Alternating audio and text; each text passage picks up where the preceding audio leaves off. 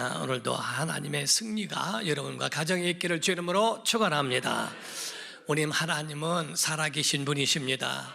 살아계셔서 창조도 하셨고 구원도 하셨고 또한 심판도 하시며 그리고 우리와 영원히 함께 하신다라고 성경은 말씀하고 있습니다. 예수님은 이 땅에 오셔서 인류를 구원할 수 있는 그 길을 열어주셨으니 누구든지 예수 그리스도를 구주로 믿으면 구원을 받습니다.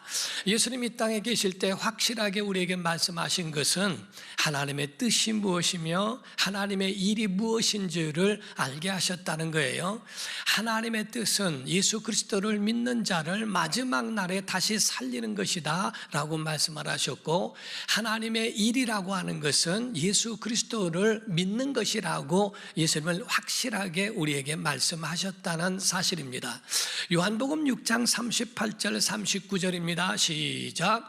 내가 하늘에서 내려온 것은 내 뜻을 행하려 함이 아니요 나를 보내신 이의 뜻을 행하려 함이니라. 나를 보내신 이의 뜻은 내게 주신 자 중에 내가 하나도 잃어버리지 아니하고 마지막 날에 다시 살리는 이것이니라. 아멘. 이와 같이 하나님의 뜻은 마지막 날에 내게 주신 자를 하나도 잃어버리지 않고 살리는 것이 하나님의 뜻이다.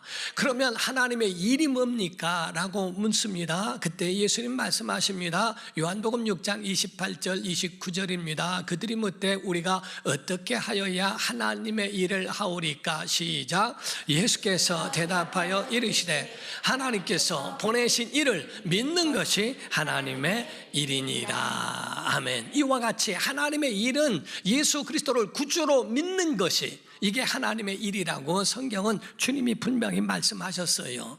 그래서 예수 그리스도를 믿는 것은 굉장히 중요한 겁니다. 이런 구원도 있고 능력도 있기 때문에 그렇습니다. 우리가 세상을 살아가면서 믿음이란 말을 듣는데 그 믿음이란 말에 세 가지를 말씀할 수 있습니다. 첫 번째, 믿음이라고 하는 말은 신념이라는 거죠. 이 신념은 자기 자신을 대상으로 믿는 겁니다. 그러나 이 믿는 믿음, 예수 그리스도를 영접하지 않았어도 그분들은 다 이 신념 가지고 살아갑니다. 그래서 이 신념으로 성공하기도 하고 이 신념으로 또 성공하지 못할 수도 있어요. 그런데 성경은 밝게 말씀하시는 것은 구원은 없다는 겁니다. 두 번째, 신용이라고 하는 것인데 이 신용이라는 것은 대상 자체가 사람과 사람 사이의 믿음입니다. 우리가 이 땅을 살아가려면 신용이 있어야죠. 믿음을 깨서는 그 사람과 관계할 수가 없어요. 그 사람이 한 말에 대해서는 신임할 수 있는 그런 모든 관계는 정말 필요한 믿음이 신용입니다. 그러나 우리가 이것이 있다 할지라도 성경은 구원은 없다는 겁니다. 그런데 성경은 말씀하기를 신앙이라고 표현하고 있는데 이 신앙의 대상은 하나님이시라는 거예요. 하나님의 사심과 하나님의 약속을 믿는 믿음을 신앙이라고 말씀하는데, 예수 그리스도로 인하여 하나님의 사심을 믿고 시인하면 구원도 받고 능력도 얻습니다. 그래서 성경은 우리에게 이 믿음에 대하여 강력한 능력이 있는 것을 말씀하죠. 마가복음 9장 23절입니다. 시작. 예수께서 이르시되 할 수 있거든이 무슨 말이냐? 믿는 자에게는 능히 하지 못할 일이 없느니라. 아멘. 믿는 자에게 능히 하지 못할 일이 없다고 선포하고 계시다 이 말이죠. 그런데 성경은 우리에게 말씀하기를 이와 같은 모든 믿음이 어떤 믿음? 신념도 아니고 신용도 아니고 신앙이라고 하는 그 믿음을 가르쳐 말씀하는데, 이 신앙에 대한 믿음의 바탕에는 히브리서 11장 6절에 말씀하고 있어요. 시작. 믿음이 없이는 하나님을 기쁘시게 하지 못하나니 하나님께 나아가는 자는 반드시 그가 계신 것과 또한 그가 자기를 찾는 자들에게 상 주시는 이심을 믿어야 할지니라. 아멘. 곧 하나님의 반드시 살아계심, 곧 생존하심을 믿어야 한다는 것이고, 두 번째는 그가 하신 말씀, 그를 찾는 자들에게 상 주신다는 하나님의 약속의 언약의 말씀을 믿는 것이 우리의 믿음이라는 겁니다. 하나님의 생존하심을 믿으시면 아멘 하십시오. 그의 말씀을 믿으시면 아멘 하십시오.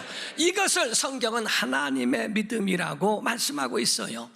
그래서 하나님의 믿음, 이 믿음을 가진 사람들은 특징이 있는데 어떤 상황이나 어떤 사건이나 어떤 어려운 상황에 처할지라도 결단코 절망하지 아니하고 하나님을 붙드는 사람, 하나님과 함께 살아가는 사람, 이 사람이 하나님의 사람인 줄 믿습니다. 그러므로 어떤 일과 사건 가운데서도 하나님의 뜻이 무엇인지에 대하여 그를 발견할 줄 알고 또 그 가운데에 기쁨으로 이 모든 어려움도 극복하고 이겨낼 수 있는 사람들이라는 거죠. 우리가 시각의 문제도 있습니다. 불신의 사람들은 언제나 장애물과 문제만 바라보며 절망합니다. 그러나 믿음의 사람이라고 하는 것은 장애물을 넘어 희망을 보는 사람, 하나님의 뜻을 볼 줄 아는 사람이라는 거지요. 문제를 보겠는가 해답을 보겠는가는 시각의 차이가 절망의 나락으로 만들기도 하고 희망으로 그 사람을 이끌어가기도 하는 겁니다. 불신의 사람은 끝까지 상처와 막다른 골목에 있는 벽으로 옴짝달싹할 수 없는 사람이지만은 믿음의 사람이라고 하는 것은 하나님이 내시는 길과 그 가운데에 쌓여져 있는 그러한 벽 가운데서도 뚫려 있는 창문을 발견하는 사람이라고 하는 겁니다.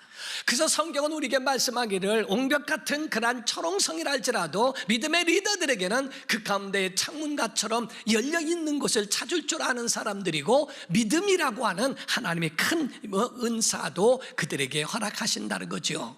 그래서 성경의 성령의 은사 가운데에 어떤 얘기는 믿음을이라고 하는 것은 정말 하나님을 신뢰하는 강력한 믿음을 하나님이 그들에게 주셔서 그 믿음의 큰 믿음을 유지하고 크게 사용하는 사람들이라고 말씀하고 있습니다.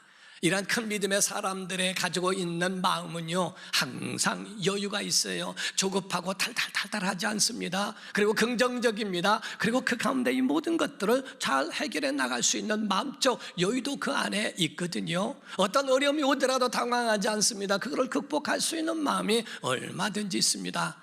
우리가 농구 선수가요, 바스켓에다가 거기다가 공을 집어 던집니다. 공이 들어갈 때도 있지만은 들어가지 않는 게 더 많을 수도 있습니다.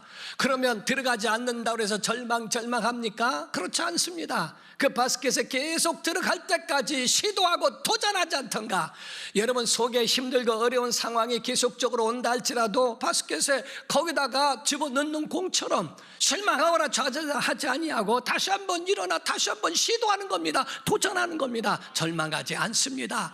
여러분 속에 어떤 환경든지 이 모든 것에서 이겨내기를 주의 이름으로 축원합니다. 이와 같은 믿음의 사람들을 가르쳐 말씀하고 있죠. 오늘 마가복음 9장에는 두 가지 사건이 특이한 점이 있습니다. 하나는 세 제자를 데리고 산 위에 올라가서 예수님의 변형하시고 되어진 그 광경을 목도한 세 제자 베드로, 야고보, 요한이라고 하는 제자가 있습니다.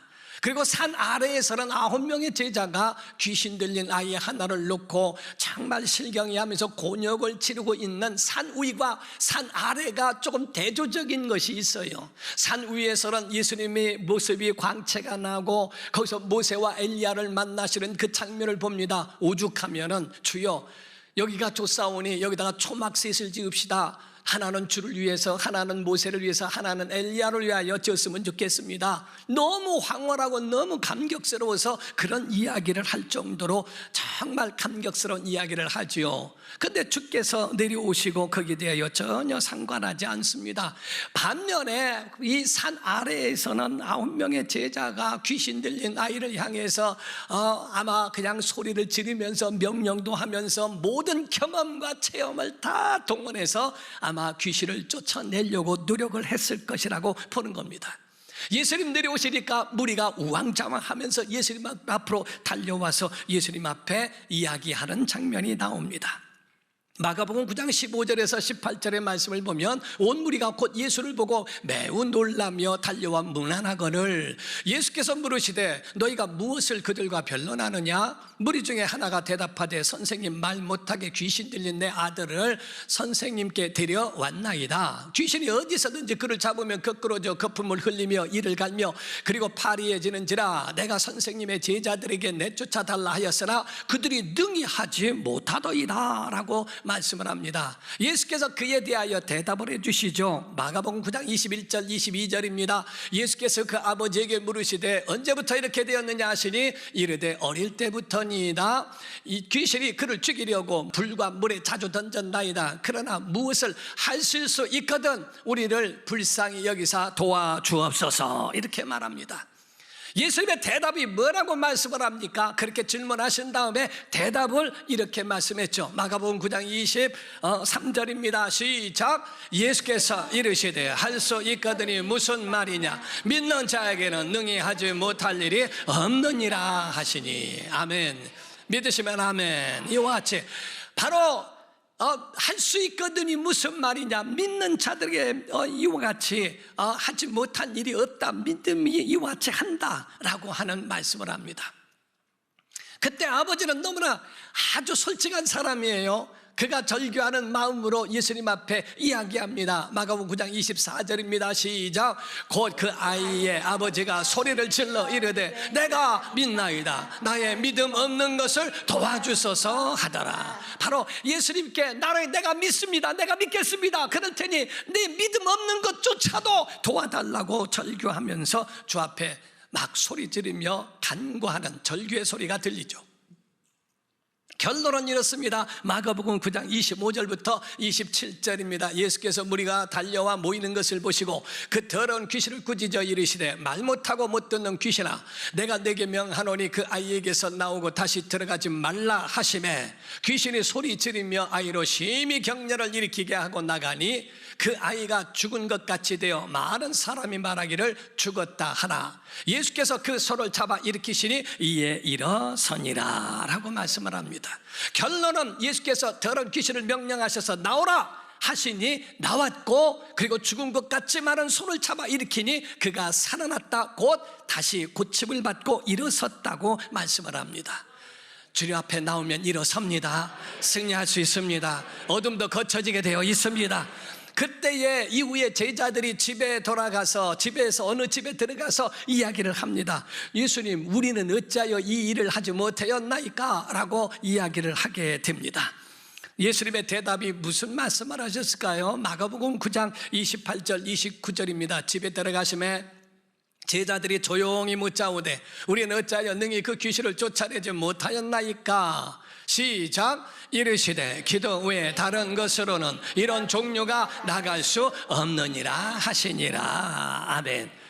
기도하지 않고는 안 돼 라고 하는 주님의 말씀이에요. 하나님을 믿으라는 겁니다. 사람을 믿으라고, 자기 자신을 믿으라는 것이 아니라 하나님의 믿음을 가지라는 겁니다. 그런데 주님의 명령과 같이 이와 같이 기도 외로는 이런 종류가 나갈 수 없다고 선언하신 거예요. 우리가 먼저 주의 음성에 귀를 기울였으면 좋겠어요. 주님의 명령 가운데 어떤 말씀을 하셨을까? 마가복음 9장 19절 20절을 보면 말씀하기를 대답하여 이르시되 믿음이 없는 세대여, 마태복음에는 패역한 세대라고 말씀했는데 내가 얼마나 너희와 함께 있으며 얼마나 너희에게 참으리요, 그를 내게로 데려오라 하시매 이에 데리고 오니 라고 말씀을 했어요. 이 말씀 가운데 우리가 첫 번째 주의 음성 듣는 겁니다. 그를 내게로 데려오라 라고 말씀을 했어요.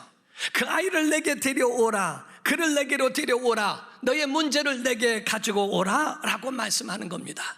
여러분, 모든 문제가 있을지라도 주 앞에 가져오면 삽니다. 자, 아멘 해봅시다. 꼬인 문제 가져와야 됩니다. 묶인 문제 가져와야 됩니다. 막힌 문제 가져와야 됩니다. 가져오면 주께서 해결해 주신다 이 말이야. 그래서 이와 같이 정말 힘들고 어려운 것이라 할지라도 내가 붙들고 있으면 내 문제지만은 주님께로 갖다 드리면 주님이 문제를 해결하신다 이 말이죠. 어떤 목사님이 동네에 교회가 섰는데, 교회가 그런데 막 짓는데 이만한 큰 집을 짓는 사람이 없는데 여기 누가 사느냐고 물었더니 하는 말이 여기 하나님이 사셔라고 그 일하는 목수분이 얘기하더래요. 하나님은 부자인 모양이로구나, 이 큰 집에서 사는 거 보니까. 그렇게 생각하고 거기서 교회를 다니면서 거기서 꿈을 키우고 거기서 주님을 만나고 거기서, 그래서 그 후에 목사님이 됐습니다. 목사가 된 다음에 고향 교회를 가봤더니 교회가 오두막 같더라는 거예요. 작은 교회인데도 어렸을 적에는 크게 보였고, 그러나 그 목사님의 고백 가운데는 그 교회가 나는 사이즈로는 작을지 몰라도 그 교회가 내 꿈을 키워준 큰 교회라고 믿는다고 고백하는 말을 들었습니다. 사랑하는 성도 여러분, 병이 낫고 병이 작고 한 것이 어렸을 적에 믿음이 작으면 커 보인다는 거예요. 문제가 커 보여서 보이지, 앞이 안 보이고 캄캄하고 뒤에 넘어서 있는 이런 것들이 볼 수가 없는 것으로 있다는 겁니다. 그런데 믿음을 키우면 그 병도 낮아지게 되어 있고 어려움도 낮아지게 되어 있다는 거예요. 우리가 작으니까 그거를 이겨낼 만한 능력이 없다고 하는 겁니다. 사랑하는 성도 여러분, 믿음은 바라는 것들의 실상이에요. 아직 보이지 않는다 할지라도 실상같이 우리가 현실처럼 가지고 있는 게 믿음인 줄로 믿습니다. 이 믿음이 여러분 안에 충만하기를 주 이름으로 축원합니다. 마가복음 9장에 있는 산 위의 사건과 산 아래의 사건이 대조적인 것처럼 여러분들이 지금 어느 형편에 처해 있느냐는 겁니다. 은혜의 동산에서 은혜를 받고 있는지, 아니면은 정말 그 난간에 부딪혀서 곤욕을 치르고 있는지 여러분이 그거를 보셔야 돼요. 이 9명의 사람들은 과연 무엇을 했을까? 성경에 보니까 마가복음 9장 2절에 말씀을 합니다. 엿새 후에 예수께서 베드로와 야고보와 요한을 데리시고 따로 높은 산에 올라가셨더니 라고 되어 있어요. 재미있는 단어가 따로라는 말입니다. 12 제자가 있는데 예수님이 베드로, 야고보, 요한만 데리고 변화가신 산으로 올라가셨고, 거기서 나머지 9명의 제자들은 따로 거기에 두신 거죠. 어떻게 보면은 이 9명의 사람들이 경건 생활하고 주님이 언제 오시겠지 하고 기다리면서 경건하게 기도하며 기다린 것 같지는 않습니다.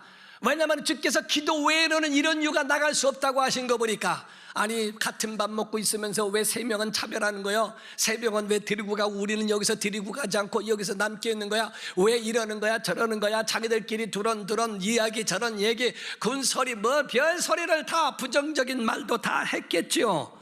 사랑하는 성도 여러분, 영적 침체라는 걸 여러분이 아십니까? 불평도 원망도 가지고 있는 이 부정적 마음, 그 속에 가득해 있는 자들에게 무슨 능력이 그에게 머물러 있겠느냐 하는 겁니다. 사랑하는 성도 여러분, 여러분이 예수를 믿기로 작정하셨다면 남탓, 원망, 불평, 부정적인 것, 이 모든 것 십자가에 매달려야 된다 하는 겁니다. 여러분 십자가에 다 밑에 다 내려놓으시기를 주 이름으로 축원합니다. 성도들에게 대하여 이와 같이 정말 주님을 만난다면 오직 하나님의 사랑이 그 속에 있으려고 머물게 하려고 노력해야 할 것이다 이 말이죠.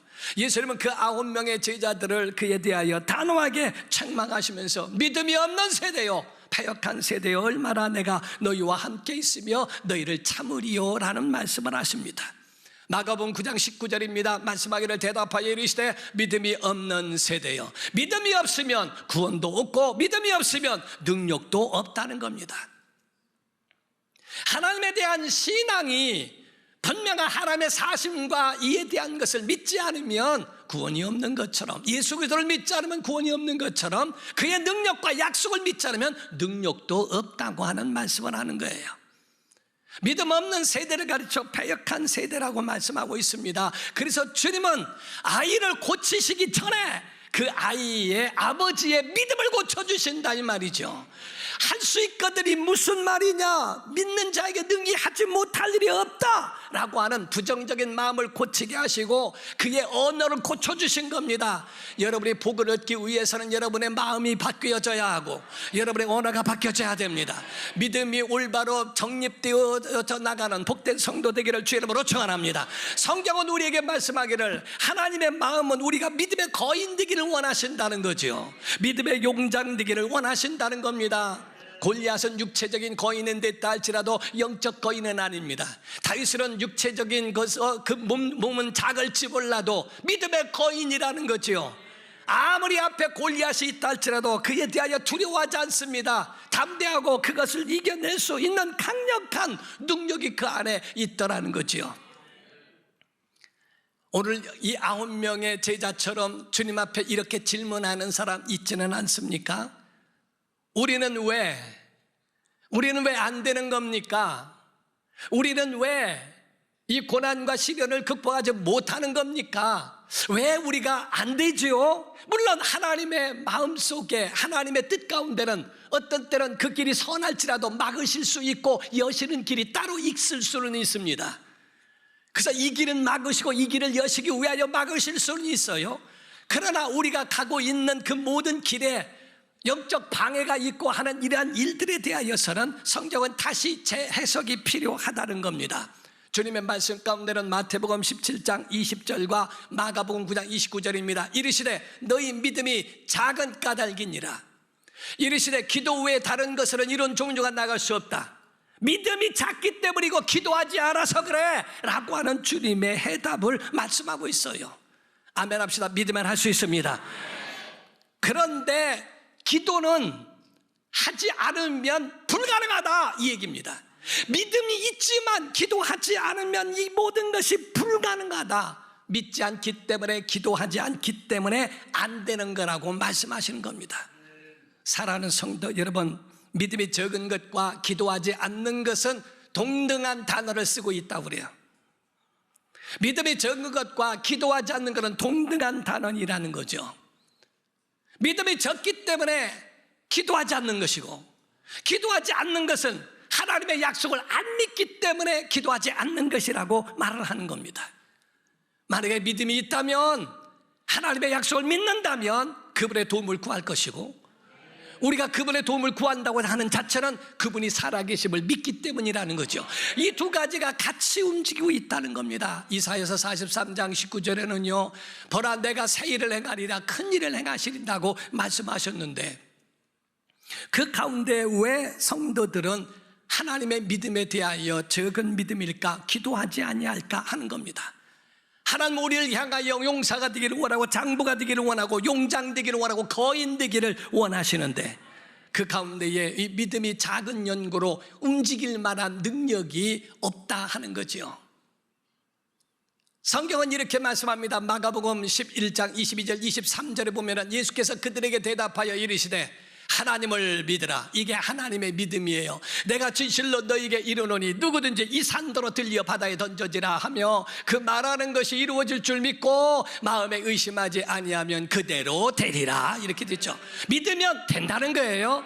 하나님을 믿으라, 하나님의 약속을 믿으라, 하나님의 사심을 믿으라, 하나님의 믿음을 가져라. 그리하면 산도 옮겨질 것이고 믿는 대로 그대로 되리라 하는 말씀이야. 오늘 여러분들에게 도전을 주고 싶은 말씀이 있어요. 교회와 천국의 차이점이라는 겁니다. 오늘날 교회에 연결되어져 있는 우리가 돌아갈 영원한 나라가 천국이라고 생각합니다. 그러나 우리가 분명히 생각을 바로 잡아야 할 것이 있어요. 교회는 예수님의 말씀이 있습니다. 수고하고 무거운 짐진 자들아 다 내게로 오라, 내가 너희를 쉬게 하리라. 죄인도 올 것이고 병든 자로 올 것이고 연약한 자들도 올 것이고 다 올 수 있는 것이 교회입니다. 그러나 천국은 아무나 가지 않습니다. 천국은 이긴 자만 갈 수 있습니다. 승리한 자만 갈 수 있습니다. 여러분과 제가 그냥 놓고 이렇게 저렇게 나는 가난합니다, 부족합니다, 연약합니다 그러니까 가겠죠. 부자가 천국 못 가니까 가난한 자는 가겠죠. 그렇지 않습니다. 성경은 우리에게 분명한 자격을 갖추지 않으면, 교회는 아무나 모든 자격 없어도 오기만 하면 그들에게 은혜를 주시겠다고 하는 기회를 열어놓으셨지만은, 천국은 다 가는 것이 아니라 자격을 갖춰야 한다는 거예요. 믿음이 있어야 한다는 겁니다. 요한계시록을 보더라도 이기는 자에게 말씀했어요. 이기는 자에게 생명나무의 열매를 먹게 하리라, 생명의 관을 주리라. 이기는 자에게 감추었던 만나를 먹게 하리라. 이기는 자가 만국을 다스리는 권세가 있으리라. 새벽별을 주리라. 흰옷을 입게 하고 성전의 기둥이 되게 할 것이고 내 보좌에 함께 앉게 하여 주리라. 이 모든 것이 이기는 자에 대한 자격 조건이라고 성경은 말합니다. 사랑하는 성도 여러분, 그냥 부족한 듯 해가면서 소극적인 믿음 갖지 말고요, 여러분 강력한 믿음의 능력이 있는 복된 성도 되기를 주 이름으로 축원합니다. 성경의 능력에 대하여 세 가지를 말씀을 했어요. 성경의 누가복음 1장 37절입니다. 대저 하나님의 모든 뭐는 말씀은, 대저 하나님의 모든 뭐는 말씀은 능하지 못하심이 없느니라. 마가복음 9장 23절입니다. 예수께서 이르시되 할 수 있거든이 무슨 말이냐, 어떤 자에게? 믿는 자에게는 능히 하지 못할 일이 없느니라. 29절입니다. 말씀 이르시되 기도 외에 다른 것으로는 이런 종류가 나갈 수 없느니라. 여러분 이 세 가지의 오늘 그 능력을 여러분 소유하기를 주 이름으로 축원합니다. 하나님의 말씀의 능력이 있어요. 바로 우리의 믿음의 능력이 있습니다. 여러분 기도의 능력이 있는 줄 믿습니다. 그래서 여러분 모두가 다 하나님의 믿음, 하나님의 사람으로서 끝까지 말씀으로 이기고 기도로 이기고 믿음으로 승리하는 복된 성도 되기를 예수 이름으로 축원합니다.